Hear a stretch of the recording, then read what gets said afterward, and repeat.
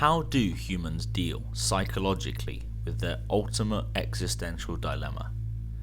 That of striving for meaning and significance as but one of the crowd in a potentially meaningless world. Two influential psychologists who approach this very issue are Alfred Adler and Ernest Becker. Alfred Adler was born in 1870 and died in 1973. He was an Austrian psychotherapist and psychiatrist who founded the School of Individual Psychology. Adler believed that humans are motivated by a need to overcome feelings of inferiority and strive for superiority, and that the social context in which a person grows up plays a significant role in shaping their personality. He emphasized the importance of understanding the individual as a whole rather than just focusing on their symptoms or behaviors. Adler's theories continue to influence modern psychology and psychotherapy today. Ernest Becker was born in 1924 and died in 1974. He was an American cultural anthropologist who is best known for his work on the relationship between human psychology and cultural systems. He argued that human beings are motivated by a fundamental fear of death, which drives them to create meaning and value in their lives through the adoption of cultural beliefs and practices. Becker's ideas were influential in the development of the field of existential psychology, and his book, The Denial of Death, won the Pulitzer Prize in 1974, shortly after his death. Ernest Becker's Denial of Death is a powerful and thought-provoking book that challenges us to confront our mortality and explore the ways in which our fear of death shapes our lives. By examining the ways in which human cultures throughout history have attempted to deny or transcend death, Becker illuminates the underlying psychological and existential factors that contribute to our fear of mortality. Alfred Adler and Ernest Becker were both influential figures in psychology, but they approached the field from different perspectives. While Adler was more concerned with the social and cultural factors that shape human behavior, Becker focused on the existential nature of human beings and how we deal with the inevitability of death. At the heart of Becker's analysis is the idea that our fear of death is ultimately a fear of meaninglessness and insignificance. As mortal beings, we are acutely aware of our own limited time on earth, and the fleeting nature of our existence can make us feel insignificant and small. To cope with this fear, we often construct elaborate belief systems, ideologies, and social structures that provide us with a sense of purpose and meaning beyond our individual lives. So, how can we confront our own mortality? There are many ways to approach this question, and the answer will depend on individual circumstances and preferences. Some may find solace in mindfulness practices, which help cultivate a sense of presence and gratitude for each moment. Others may find meaning in engaging with nature, connecting with others, or pursuing creative endeavors that allow them to express their unique perspective on the world. However, as Becker argues, these attempts to deny or transcend death ultimately fall short, and can even contribute to destructive and oppressive behaviors.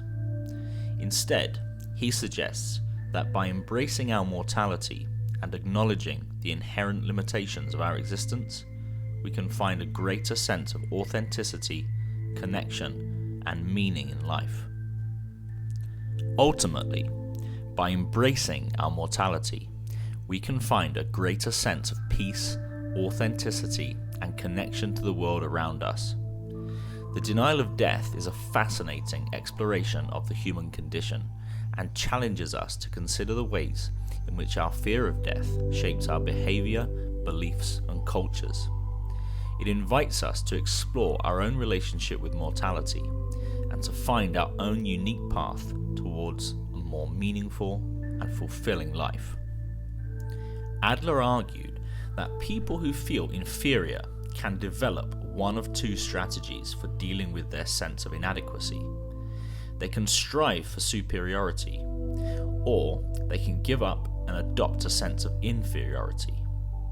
Adler called these two strategies the superiority complex and the inferiority complex. By comparison, according to Adler, individuals have a basic need for significance and a desire to feel that they are capable and competent. He believed that this need arises from a sense of inferiority, which is a feeling of inadequacy or incompetence that all people experience to some degree.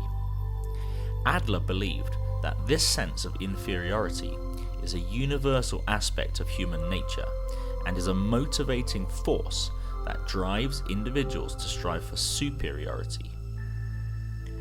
The superiority complex refers to a person's exaggerated feelings of self-importance and superiority over others.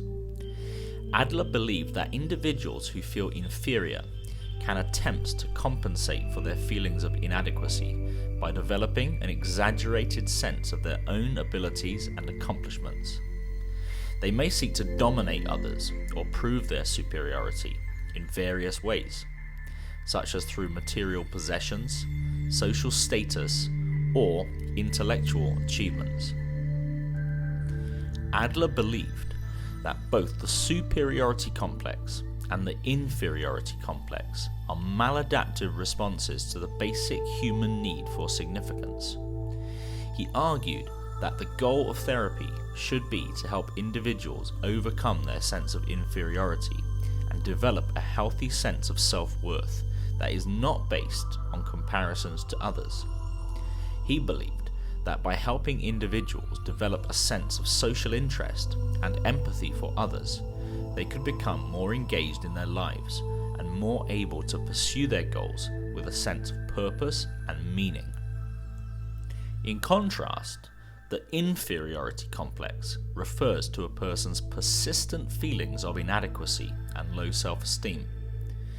Adler believed that individuals who feel inferior may give up and become resigned to their feelings of inadequacy, which can lead to depression, anxiety, and a lack of motivation. Alternatively, they may become overly focused on their own limitations and develop a fear of failure, which can lead to a sense of paralysis and avoidance of challenges. One major difference between the two thinkers is their views on the source of human motivation. Adler believed that people are primarily driven by the desire to overcome feelings of inferiority and to achieve a sense of superiority or competence in their environment. In contrast, Becker posited that the primary motivation of human beings is the desire to deny or transcend the knowledge of their own mortality. Becker believed that our fear of death motivates much of our behavior, and that our efforts to create a sense of meaning and significance in our lives are ultimately aimed at coping with this fear. Another difference between the two thinkers is their approach to therapy. Adler's approach, known as individual psychology, emphasizes the importance of understanding an individual's unique experiences and motivations, and working with them to develop a sense of purpose and belonging in the world. Becker, on the other hand, believed that therapy should help individuals to confront the reality of their own mortality and come to terms with their own limitations. Despite these differences, both Adler and Becker were interested in the ways in which individuals create meaning in their lives. Adler believed that our sense of purpose comes from our connections to others and our engagement in meaningful work, while Becker saw meaning as something that we create for ourselves in the face of a fundamentally meaningless universe. While both Ernest Becker and Alfred Adler were influential figures in psychology, they approached the field from different perspectives. Adler focused on social and cultural factors that shape human behavior, while Becker explored the existential nature of human beings and how we deal with the inevitability of death. Even given these differences, both saw meaning as a crucial element in human experience. The existential dilemma is a fundamental challenge that humans face regarding the meaning and purpose of their existence. To deal with this dilemma, humans often engage in various coping mechanisms and philosophical frameworks such as religion, spirituality, existentialism, or hedonism, among others. These approaches offer different perspectives and answers to questions related to human existence, including the purpose of life, death, and suffering. Additionally, individuals may also find meaning in their lives through personal values, relationships, and achievements. Overall, humans deal with the existential dilemma in diverse ways, depending on their personal beliefs and experiences.